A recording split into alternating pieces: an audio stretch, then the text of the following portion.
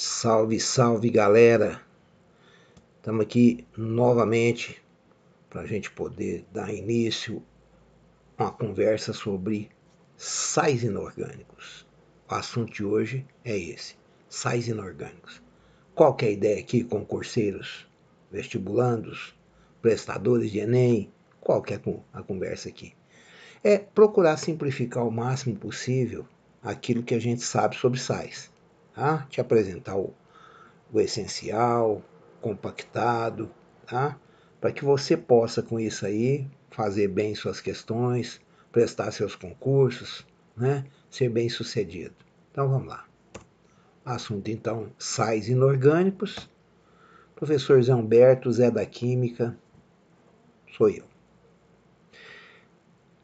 Primeira coisa que a gente precisava saber de sais, né? Da mesma forma como o ácido tem algo característico, que são os hidrogênios, né? E a base tem algo característico, que são as hidroxilas, né? Os íons negativos. Os sais também tem algo característico nele, alguma coisa que diferencia o sal ou que identifica o sal, ok? Então vamos dar uma olhadinha. Quem são e o que são os sais inorgânicos? Tá? Lembra que nós vamos falar dos inorgânicos. Aqui a gente não vai mexer com nada da química orgânica, então sal orgânico, por exemplo, não entra nessa nossa conversa de hoje, ok? Primeiro coloquei aí para você ver uma amostra de vários sais, né? Você vê que de várias cores diferentes. Agora, uma coisa característica dá para chamar atenção nessa fotografia aí. Primeiro, todos serem sólidos, né? Segundo, o fato de serem cristalinos. Você observa aí várias formas de cristais, vários tamanhos, mas todos cristalinos, ok? O que a gente pode dizer a respeito dos sais? Primeiro, quanto eles são comuns no nosso cotidiano. Não, você na sua casa utiliza sais, não é apenas o sal de cozinha, né, que é o mais conhecido, que é o cloreto de sódio. Você usa o bicarbonato de sódio, que é super conhecido também, e muita gente nem sabe que é sal, né, mas é um sal. O fluoreto de sódio, você tem ele normalmente nos cremes dentais, é o flúor do creme dental, né? E outros sais que muitas vezes você tem em sua casa, que entra na composição de determinadas coisas, determinados alimentos ou determinados produtos que você utiliza, né? Por exemplo, só citando mais um que não está na lista ali, o hipoclorito de sódio é um sal, que é o principal componente da água sanitária, né? Tão comum e tão frequente, né, nos nossos dias, né? O uso dela. Esse conceito de sal que a gente vai falar agora fecha a teoria do Arrhenius. A teoria do Arrhenius fala em ácido como sendo alguém que tem hidrogênio, H+, né? Base como sendo alguém que libera hidroxilas, OH- em solução aquosa, né? E o sal é como se fosse o produto da neutralização de um ácido por uma base. Ok? Toda vez que você coloca um ácido em contato com uma base, já que a base é um antiácido, né, vai haver uma reação química. O hidrogênio de um, que é o do ácido, junta com a hidroxila da base e forma água. E o restante do ácido e o restante da base, né, os íons que sobraram, vão formar o sal, certo? Seria esse esquema aí, ó. Ácido mais base, sal mais água, nada a dizer dessa reação. Eu acho que é a reação mais famosa, né, que a gente tem dentro da química inorgânica, né? A gente já fala, como diz, a gente já repete isso aí basicamente até dormindo, né? Ácido mais base, sal mais água, ok? Mais um detalhe a respeito de sal, é questão das fórmulas dos sais. Como que eu vou entender uma fórmula de sal, tá? Eu não quero dar assim uma imensa prioridade a nome, fórmula, essa coisa toda, mas pelo menos esse pedacinho aqui eu queria lembrar com você. Em primeiro lugar, toda fórmula de sal, o sal é um composto iônico. Então, se ele é um composto iônico, ele é formado de um cátion e de um ânion. Como a gente acabou de dizer, sal pode ser encarado como vindo de uma reação de um ácido com uma base. Então ele tem uma parte dentro da estrutura dele que veio do ácido e a outra parte que veio da base, ou que deveria vir de uma base. Não é? Como que é a fórmula do sal? O começo de toda a fórmula você sabe que é um cátion. Né? O cátion do sal vem da base. Por exemplo, NaCl. O Na vem de uma base. Né? Já o ânion, que seria a parte final da fórmula do sal, vem de um ácido. Por exemplo, o Cl vem de um ácido. NaCl. O Na vem do NaOH e o Cl vem do HCl. Ok? Então seria isso aí. Né? Os sais, por serem iônicos, né, por serem formados por íons, você viu ali as figuras, né, a fotografia, eles são sólidos, eles são cristalinos, tá? Muitos deles são solúveis em água, nem todos, né? E aqueles que dissolverem em água, a água vai promover um negócio chamado dissociação iônica, ou seja, ela vai separar os íons do sal quando ele cai em água, certo? Por exemplo, NaCl em água, ele vai Na+, Cl-. Isso se chama dissociação iônica. Para sal, não vai existir uma coisa que normalmente a gente dá muita importância quando é um ácido, quando é uma base. Quando é um ácido, existe o ácido que ioniza pouco, que eu chamo de ácido fraco, e o ácido que ioniza muito, que eu chamo de ácido forte. No caso da base é a mesma coisa, existe base fraca e base forte. Né? A gente olha a extensão da dissociação dela. Tá? No caso do sal, a extensão da dissociação, ou seja, a porcentagem que dissocia, ela é alta, sempre alta. Então a gente pode dizer que não existe sal fraco, existe sal forte. O sal é um eletrólito forte. Isso quer dizer o quê? Quando ele cai dentro d'água e dissocia muito, produz muitos íons, ele torna a solução uma boa condutora de corrente elétrica. Ok? Beleza. Coloquei aqui uma tabelinha para a gente dar uma analisada e aí eu queria conversar com vocês não só da composição da fórmula do sal, mas também de um outro detalhe que eu vou falar aqui logo a seguir. É o seguinte, por exemplo, o NaCl, né, já que o sal ele é formado de cátion e ânion, então é aquilo que a gente havia conversado. O NaCl, o Na+, vem de uma base, né, o comecinho da fórmula, vem de uma base. Qual base? NaOH. O Cl- vem de um ácido. Qual ácido? HCl. Certo? Quer dizer que se eu juntar NaOH com HCl, vai reagir, o H com o OH vai virar água, o Na com Cl vai virar o sal. É isso. Ok? NH4NO3, esse sal é um sal importante, ele entra na composição de muitos fertilizantes, se chama nitrato de amônio. O NH4 que está nele, que se chama amônio, vem de uma base, NH4OH. O NO3 que está nele aqui é o NO3-, né, um ânion, vem de um ácido que é o HNO3, chama-se ácido nítrico. Né? Daí o sal chamar nitrato, né, nitrato de amônio. CaCO3 é o carbonato de cálcio. Né? O Ca tem duas cargas positivas, vem de uma base que é o CaOH2, certo? E o CO3, que tem duas cargas negativas, vem de um ácido que é o H2CO3, chamado também de ácido carbônico. Beleza? A L2SO4 segue na mesma história, né? O Al vem da uma base, certo? O Al mais 3, a base dele é o AlOH3, chama hidróxido de alumínio. E o SO4 vem do H2SO4, que é o ácido sulfúrico, ok? E aqui, ó, FeCN3, o Fe vem do Fe mais 3, do FeOH3, que é uma base, e o Cn vem do ácido HCl.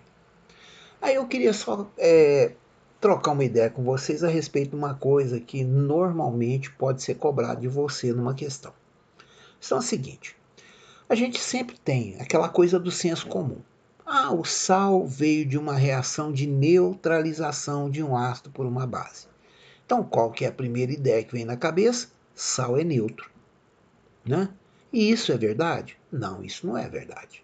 Isso não é verdade. Pode até ser verdade, mas não necessariamente é verdade. O que acontece?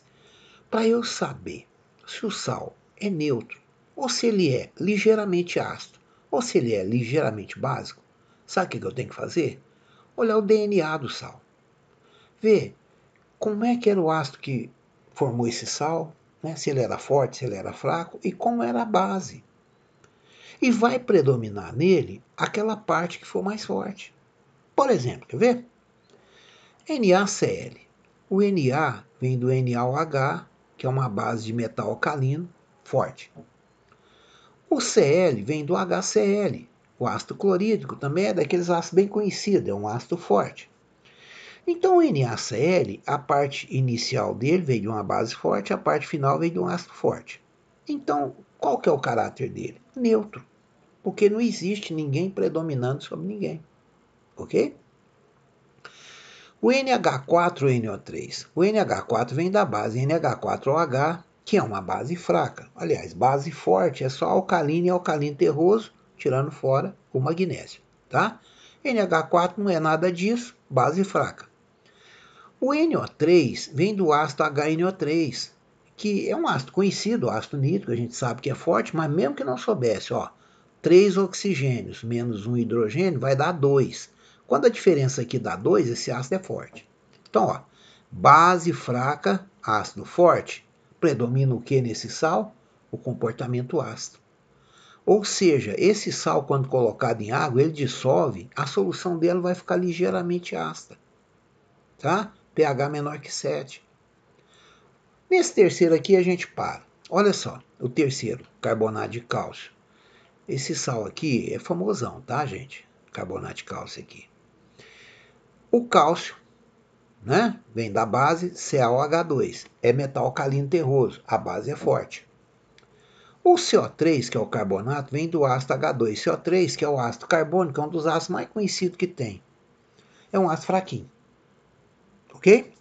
Então, a base que deu origem é forte e o ácido que deu origem é fraco.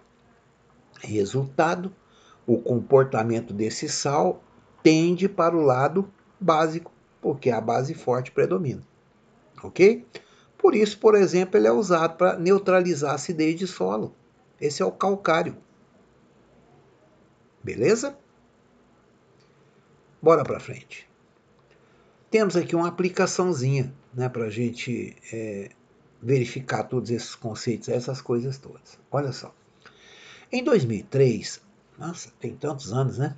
Vários pacientes que realizaram exames radiográficos com ingestão de um produto à base de sulfato de bário, que é o BaSO4, ele deu a fórmula, né? Para contraste, sofreram intoxicação, provavelmente devido à presença do carbonato de bário, que é o BaCO3, de ação letal. O fato resultou em 22 mortes, resultado da intoxicação dos pacientes por alta dose dos íons bário, Ba mais 2, né? Aguardando as informações na corrente sanguínea. A respeito desse assunto, assinala a alternativa incorreta. Quero a errada, certo? Primeira coisa, sulfato de bário e carbonato de bário são sais inorgânicos? Vamos pensar. Sulfato de bário, esse comecinho aqui, bário, vem de uma base, não vem? E o SO4 vem de um ácido. Então é sal. Carbonato de bário. O bário vem de uma base, o carbonato vem de um ácido, que é o ácido carbônico. É sal também. Tá? Essa alternativa certinho. O sulfato de bário é um composto insolúvel. Gente, o próprio sentido do texto está dizendo isso. Olha bem. Se o sulfato de bário fosse solúvel em água, a água ia ficar impregnada de íons bário. E o íon bário, ele é tóxico. Foi esse íon aí que matou as pessoas. Então, o produto à base de sulfato de bário, ele é a base de sulfato de bário exatamente porque o sulfato de bário não se dissolve em água. Certo? Porque se ele se dissolvesse, esse produto seria um veneno. Tranquilo? E ele não é, né? Ele é usado para contraste radiográfico. Ok? Então, isso aqui vai pelo sentido até do próprio texto. O sulfato de bário e o carbonato de bário puro são compostos sólidos e cristalinos. Bom, na letra A gente já concordou que eles são sais. Gente, sendo sais, eles são sólidos, são cristalinos, né? Então, tá dentro dessa lógica aí, compostos iônicos, né? Sulfato e carbonato são ânions bivalentes. Bom, primeiro, eles são ânions mesmo? São, né? Quem fica no fim da fórmula é ânion. Agora, será que eles são bivalentes? Zé, eu não guardei isso na minha cabeça. Eu não tenho memória para ficar guardando essas coisas. O texto vai te contar. Sabe como? Eles não ligam com o bário, que tem carga mais 2, segundo o próprio texto? Para o SO4 ligar com o bário, e se o bário tem carga mais 2, é sinal de que o SO4 tem carga menos 2. E a mesma coisa eu posso dizer do carbonato, não é? Para dar certinho 1 a 1, se um é mais 2, o outro vai ter que ser menos 2. É o que está acontecendo. Então até a letra D está tudo certo, então a letra E nós vamos abraçar com ela.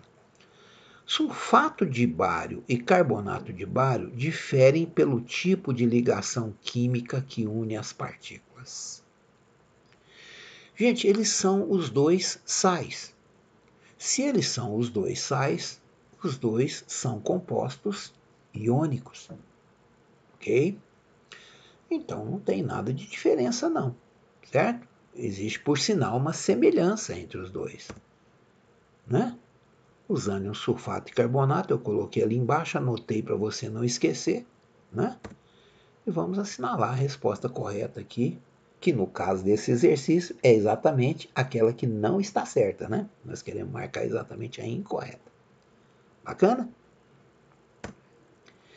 Essa aplicação 2 aqui mostra uma coisa que eu queria também analisar com você. E, de novo, alternativa incorreta, certo? Viu que a reação é NaOH mais H2SO4, dando NaHSO4 mais água. Ok? Você tem uma base reagindo com H2SO4, que é um ácido, formando esse negócio aqui, que é um sal, né? E mais água, né? Letra A. Ocorre neutralização parcial de um ácido forte por uma base forte. Primeiro, vamos ver essa história. Se quem está no começo, se é forte, se é fraco, como é que é. NaOH é uma base de metal alcalino. Isso aqui é a soda cáustica. A gente conhece ela assim por ser a soda cáustica. É uma base forte. O H2SO4, que está aqui no comecinho também, é o ácido sulfúrico. 4 menos 2, 2. Ele é um ácido forte. Então, é uma base forte reagindo com ácido forte. Isso é verdade. E que história é essa que ele falou aqui de neutralização parcial? Veja o seguinte, a base tinha uma hidroxila só e o ácido tinha 2 hidrogênios. Na hora que foi formar água, foi uma hidroxila da base com um hidrogênio do ácido que formaram a água. Você viu que o outro hidrogênio do ácido permaneceu aqui no meio da fórmula do sal? Permaneceu aqui. É porque esse ácido foi neutralizado parcialmente. Ou seja, não houve quantidade de hidroxila suficiente para neutralizar todos os hidrogênios que ele tinha. Certo? Quando forma esse tipo de sal assim, ó, com hidrogênio no meio da fórmula, a gente diz que esse sal é um sal ácido. Exatamente porque o ácido não foi totalmente neutralizado. Né? Olha a letra B. Né? Parece que a gente até já estava adivinhando o que vinha escrito aqui. Né? Há a formação de um sal ácido ou hidrogenossal. É verdade. Esse sal é um sal ácido porque ainda resta nele um hidrogênio do ácido. Certo? Um dos reagentes é o hidróxido de sódio. Também é verdade, um dos reagentes é o NaOH, que se chama hidróxido de sódio. O ácido envolvido nessa reação é o ácido sulfúrico. Outra verdade, o H2SO4 é um ácido super conhecido, o mais conhecido talvez de todos, é o ácido sulfúrico.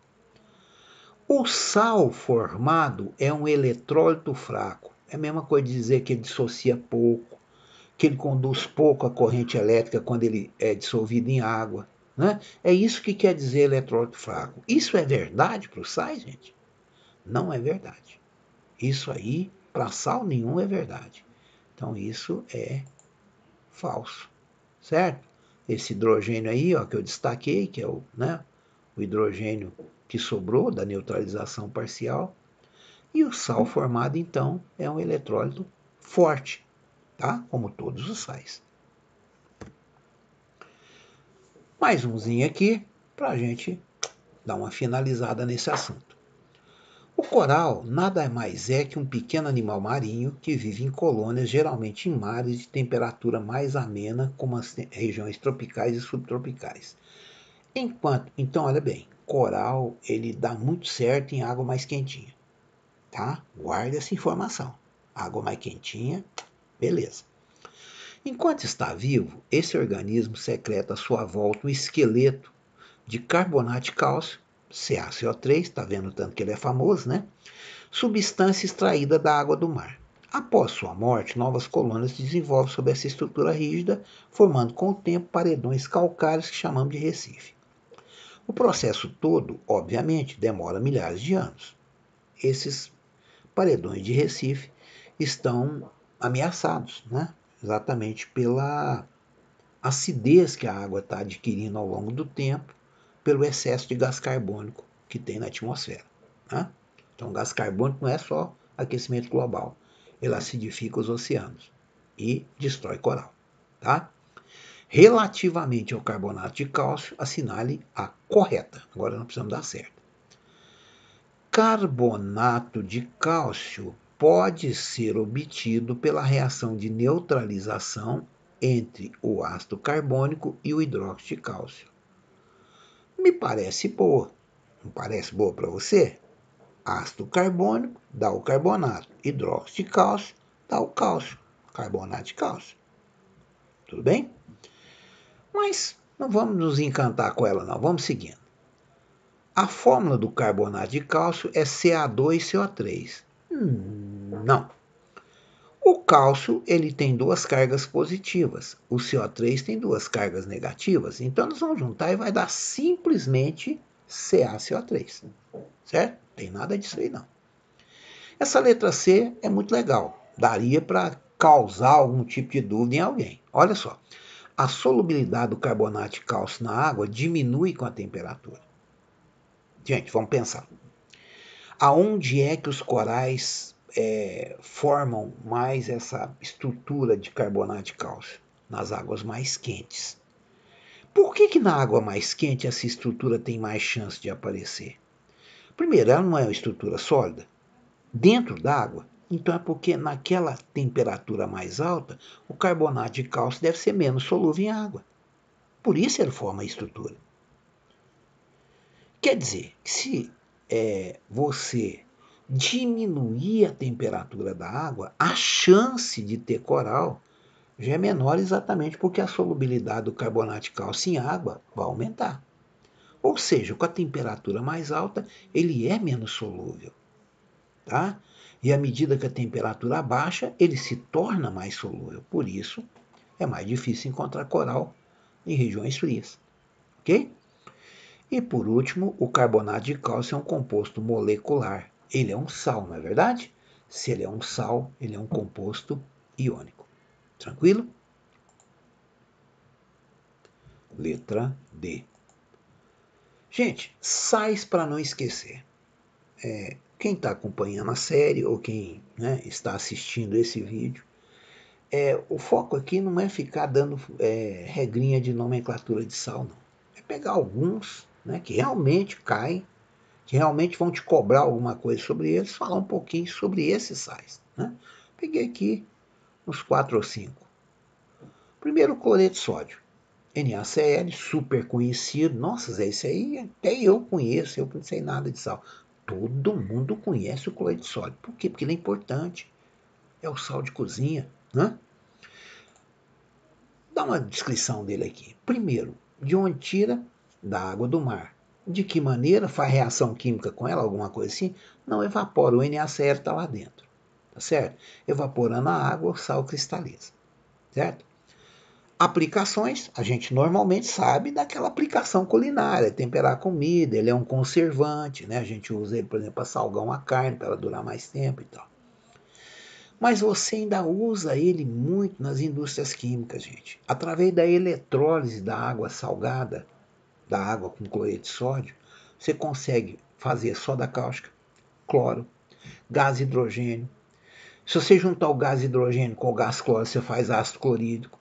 Se você juntar a soda cáustica com o cloro, você faz o hipoclorito de sódio, que a gente já mencionou aqui nessa aula, é o componente principal da água sanitária. Ou seja, do cloreto de sódio nascem muitas outras substâncias, ok? Hipoclorito de sódio, tá famoso, gente, tá famoso. Ele parece o cloreto de sódio, só que ele tem um O a mais, NaClO, não esquece, tá? NaClO. É aquilo que eu falei. Pega gás cloro e coloca numa solução de hidróxido de sódio, ou seja, uma solução de soda cáustica. Vai lá e borbulha cloro nela. Resultado disso aí, hipoclorito de sódio. Faz o que com ele? Solução de hipoclorito de sódio é usado como sanitizante, como água sanitária. Geralmente a água sanitária que se adquire em supermercado, ela tem uma concentração baixa, em torno de 2 a 2,5% de hipoclorito de sódio. Já basta, é o importante. O cloro, né, que libera do hipoclorito de sódio, ele é um descolorante, removedor de mancha em roupa, certo? Tira tinta também, né? Se colocar aí na roupa, descola a roupa todinha, roupa colorida, né? Porque ele é um grande oxidante. Tranquilo? Lembrando um detalhe aqui. O hipoclorito de sódio é um sal que é formado do sódio, que vem do hidróxido de sódio, e do hipoclorito, que vem de um ácido chamado hipocloroso, que é um ácido fraquinho. Então, olha bem, a base dele é forte e o ácido dele é fraquinho. Então, ele é um sal de características básicas. Então, água sanitária, ela é ligeiramente básica, tem um pH maior que 7, tá? Bicarbonato de sódio é outro sal. Tá vendo? Sal de sódio, né? É outro sal famoso, certo? Aplicações, principalmente aplicações que é importante para nós. Antiácido, fermento químico, extintor de incêndio. Ele é aquele pó químico dos extintores. Galera, qual que é o problema do bicarbonato de sódio? É o mesmo que eu falei agora mesmo para o hipoclorito de sódio. Ele é feito de sódio, que vem de uma base forte, que é o hidróxido de sódio, e de bicarbonato, que vem do ácido carbônico, que é um ácido fraquinho. Certo? Então, predomina nele a parte básica. Então, o bicarbonato de sódio, se você fizer uma solução com ele, ela vai ter um pH ligeiramente básico, acima de 7. Então, por isso que ele é usado como antiácido, tá vendo? Outra coisa importante, como ele tem um caráter ligeiramente básico, quando você coloca ele na presença de ácidos, qualquer ácido, tipo suco de limão, vinagre ou outro ácido qualquer, ele reage com aquele ácido e ocorre uma efervescência, tá? Faz uma aguinha com bicarbonato na sua casa e pinga suco de limão para você ver a efervescência aparecer. Parece sal de fruta. Na verdade, aquela efervescência é sinal de uma reação química e aquelas bolinhas são de gás carbônico que estão sendo eliminados. Quando você aquece o bicarbonato também, ele decompõe e libera gás carbônico, por isso que ele é usado como fermento químico. É aquele fermento que, a hora que você põe no bolo, que o bolo começa a aquecer no forno, o bolo começa a crescer. Por quê? Vai formando bolhas de gás carbônico dentro dele. Ok? Carbonato de cálcio, CaCO3, já falamos várias vezes nele nessa aula, né? Nesse nosso bate-papo aqui. O carbonato de cálcio, também chamado de calcário, né? É super abundante, isso aqui você não precisa fabricar, a natureza já fabricou muito, existe muita rocha calcária no mundo, tá? Ele é muito comum, aí está explicando os lugares onde você vai encontrar. Eu falei rocha calcária, mas olha o tanto de lugar que você pode encontrar ele. Concha de coral, que a gente falou agora mesmo, recifes, né? Casca de ovo, né? Casquinha de ovo é carbonato de cálcio. Carapaça de ser marinho, calcário, mármore, tá? A gente usa ele para fabricar cimento e calagem de solo, que é exatamente a correção do pH do solo. Ok? Solos ácidos, né? Por que a gente pode fazer isso? Olha bem, ele é feito de cálcio, que vem de uma base forte, que é o hidróxido de cálcio, e carbonato, que vem de um ácido fraco, que é o ácido carbônico. Então, ele tem características básicas, tá certo? Importante lembrar também um outro detalhe a respeito dele. Como ele tem característica básica, ele é atacado por ácidos, ok? Então, por exemplo, mármore, quando bate chuva ácida, destrói mármore, né? As carapaças dos seres marinhos, lembra que eu falei, né? Se o mar começar a acidificar pela presença de gás carbônico, vai destruindo, vai destruindo, vai destruindo. Exatamente por causa da natureza dele ser ligeiramente básica. Tranquilo? Então é isso, galera. É isso aí. Ficamos por aqui. Um abraço.